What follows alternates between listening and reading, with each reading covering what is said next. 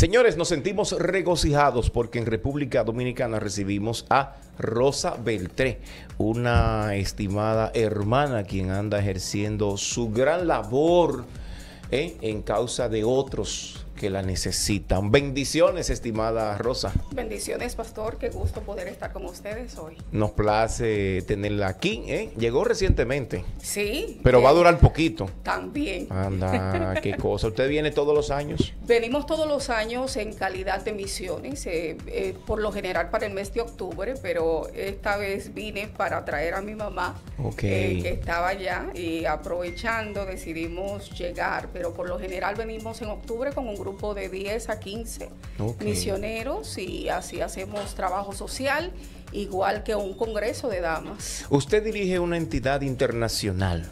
¿De qué se trata esto? Bueno, nosotros dirigimos la Organización Estatal contra el Abuso Sexual. Nosotros somos la directora del Departamento de Violación Sexual del Estado de Ohio.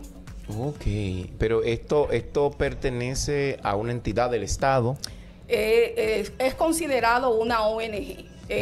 Todos los estados en Estados Unidos tienen una organización o múltiples organizaciones que representan ya sea el abuso sexual o el abuso doméstico con una acreditación federal.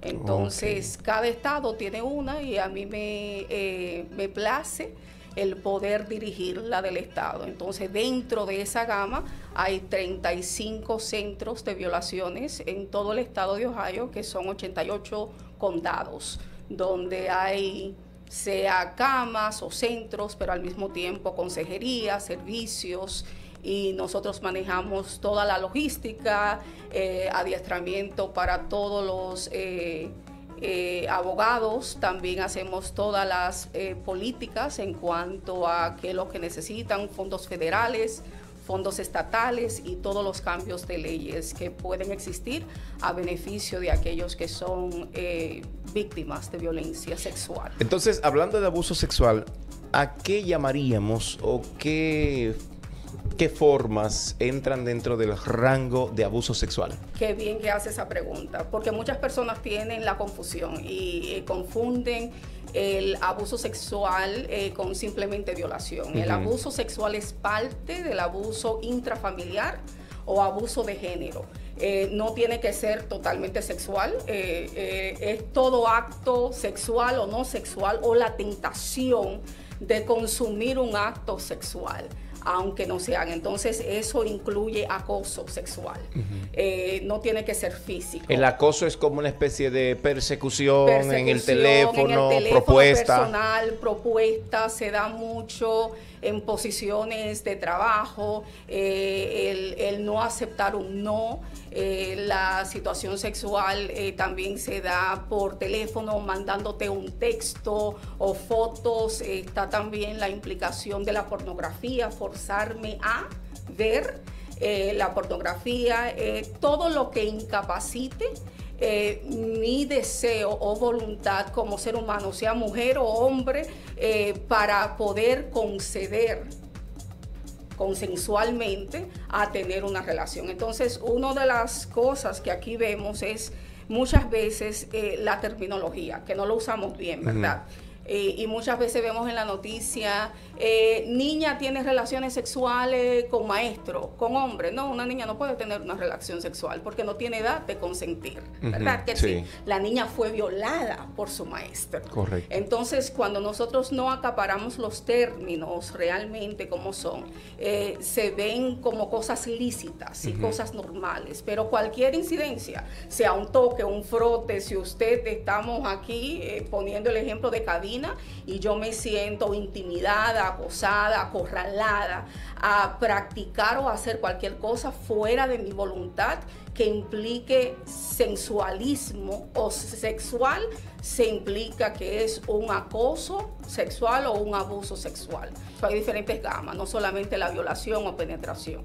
Ok, generalmente, ¿en quiénes se da, de parte de quiénes se da el abuso sexual? Porque se dice mucho que los acosadores sexuales o abusadores sexuales generalmente son del entorno de esa familia, de esa casa, de esa persona. Y es muy real. O sea, nosotros por muchos años, no sé si escuchaban, ten cuidado con el vecino o el extraño o el que vende, pero la realidad del caso es que 87% de las violaciones o abusos sexuales ocurren por un conocido o una persona que está en poder, no solamente un familiar. El familiar en ocasiones es un 73%, pero en general es alguien con el cual está en tu entorno o conoce, porque el acto de una violación sexual no tiene nada que ver con amor, ni siquiera con lascivia o placer. Sí. Todo es de poder y control. Entonces es una sujeción completamente. Te entregas, te violo o te acoso o estás a mi lado, nadie te va a creer. Tu papá y tu mamá no me van a creer. Entonces es muy real que es casi siempre alguien que conocemos, y por eso es tan importante el educar a nuestros niños, a nuestros menores, adolescentes, pero también a todos en general, a entender este concepto de no. Yo decía hoy hablando con unas amistades que lamentablemente, porque vivimos siempre en lugares muy patriarcales, y a la gente a veces no le gusta eso porque empieza a entender un sinnúmero de cosas, pero somos una sociedad muy machista. Okay, entonces el no es muy bien recibido. Sí. No le gustan entender lo que es la palabra no. Entonces, hasta en las relaciones maritales podemos ser parejas, ¿verdad? Una pareja consensual, pero hay una obligación de siempre preguntar. Simplemente porque estemos casados no significa que mi cuerpo te pertenece todo el tiempo. Hasta en la Biblia nos habla de eso, ¿verdad que sí? Sí. Y tenemos ese concepto que a veces tiramos versículos a lo loco, como una forma de sujeción. Sí. Tú me perteneces, tú eres mía. No, yo no te pertenezco. Yo soy un ente, nosotros somos una unión, ¿verdad que sí? Si hoy me duele la cabeza y usted me toma a la fuerza, usted me está violando. Sí. Es decir, entonces, que también hay abuso sexual dentro del mismo matrimonio. Sí. ¿Dónde hay más abuso sexual?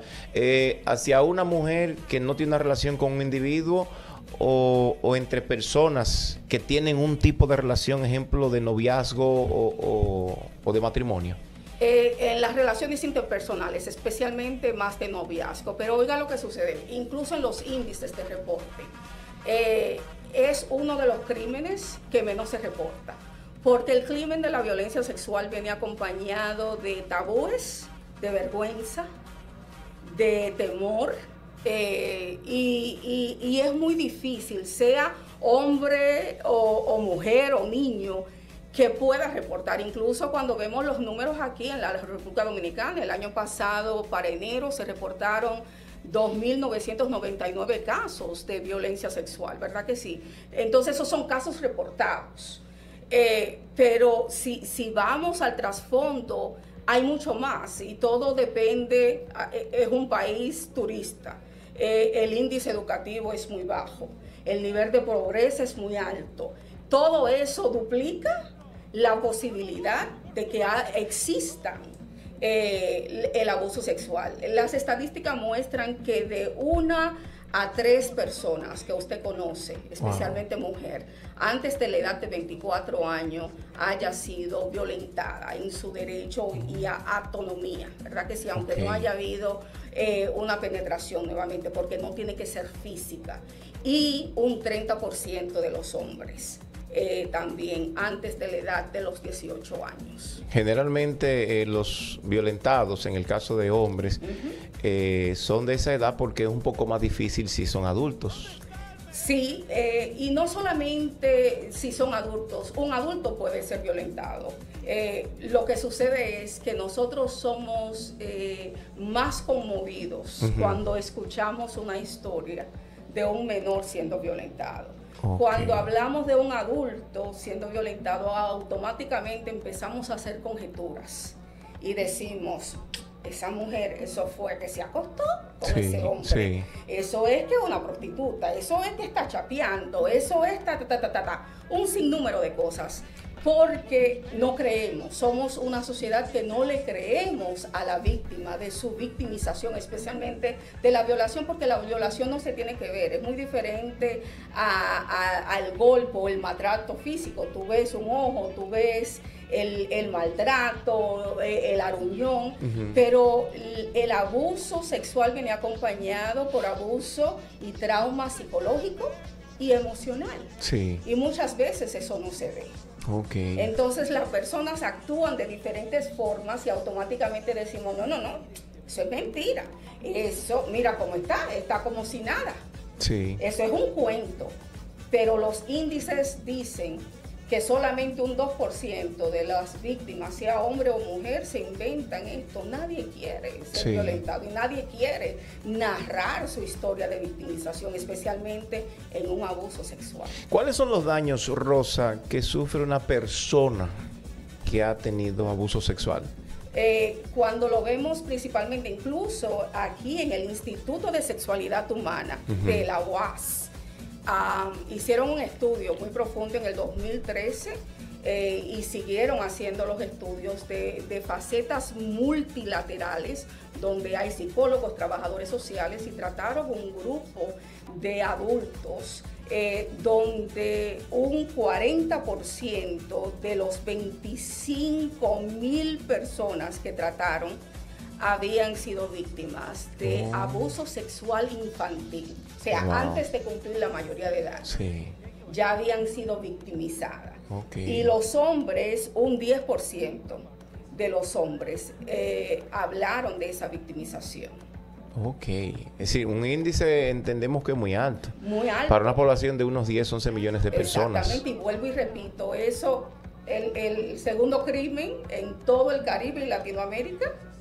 En la República Dominicana es el segundo en la nación, o sea, el segundo en el índice de Latinoamérica en cuanto a las violaciones sexuales.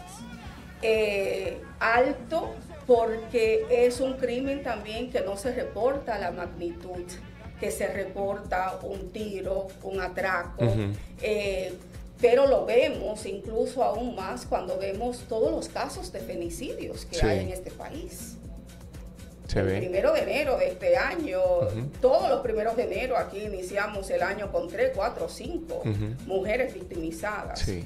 Y no hablamos de los casos de los hombres porque volvemos a hablar de ese patriarcado, ese machismo, donde a un hombre le da vergüenza decir que fue violentado, ¿verdad que sí? O que abusaron de él. Lo vemos incluso cuando hablamos del rol de la Iglesia Católica y los monaguillos y los niños, que eso es una bomba por explotar, ¿verdad? Que si no solamente aquí, sino en todo Estados Unidos, cuando vimos los casos de Pensilvania, que hubieron más de 350 hombres que salieron luego de su edad de pubertad a reportar todo lo que la diócesis en Pensilvania había hecho. Entonces, luchando para que el límite del estatus de violación no se haya violentado, para ellos poder hacer la demanda y buscar justicia.